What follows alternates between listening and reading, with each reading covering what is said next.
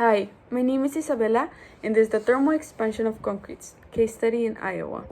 Now, what is the objective of this case study? Essentially, this case study has the purpose of evaluating coefficient of thermal expansion in structural bridges made of concrete in the state of Iowa.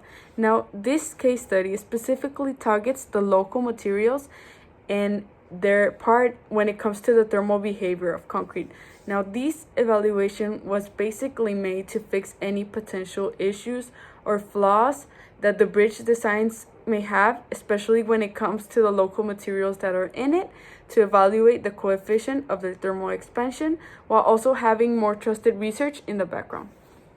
So in theory, this paper challenges the Association of American State Highway and Transportation officials' suggestion that the CTE value of 11 parts per million degrees Celsius is incorrect because of the fact that the local material properties that could be inside the concrete, like the aggregates, can affect the actual CTE of the concrete. Now for the methodologies and experiments. Now, what did these researchers even do with the concrete? First, they started with some lab tests. Now, what they did was grab concrete samples that were heated to 60 degrees Celsius or cooled to minus 14 degrees Celsius, and then they would check the thermal expansion, and then the coefficient of such was also checked. And then they did field tests. Now, some of these things that they did was performing the concrete under moisture conditions, which was air dried, oven dried, or even water saturated. And then they chose two different bridges: the Boone River Bridge that was made with limestone aggregate, and the Maple River Bridge that was used with gravel aggregate. Now, these were monitored for over 3 years using thermocouples and strain gauges to measure the temperature changes and the bridge displacement after the 3 years. The third one was the empirical prediction.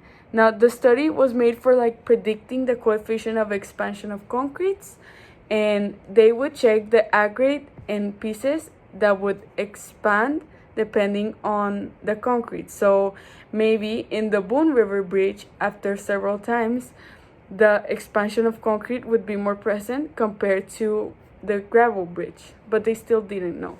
Now, what were even the results? Well, the laboratory and field data monitoring and the empirical predictions basically showed us that the coefficient of thermal expansion determined that all those three methods were in close agreement, and they were actually less than the 11 parts per million that was suggested by the American Association of that.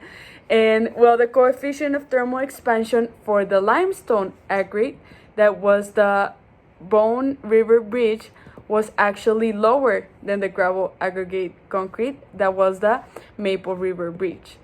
Now, what they found by this is that also by using the empirical predictions, they nearly matched the laboratory and field data, confirming the accuracy of the equation for estimating the coefficient of thermal expansion based on different local properties. Now, what is the conclusion? Basically, they concluded that the ASHTO value for coefficient of thermal expansion may be a little bit too much conservative, especially for different states that use different local materials, not even just limestone and aggregate.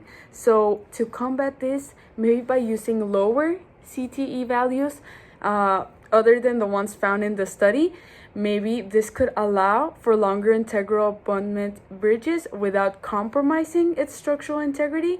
And well, essentially, the study just wants to recommend further research on local materials to maybe refine the CTE values for more efficient bridge design and to avoid any sort of accidents when it comes to thermal expansion.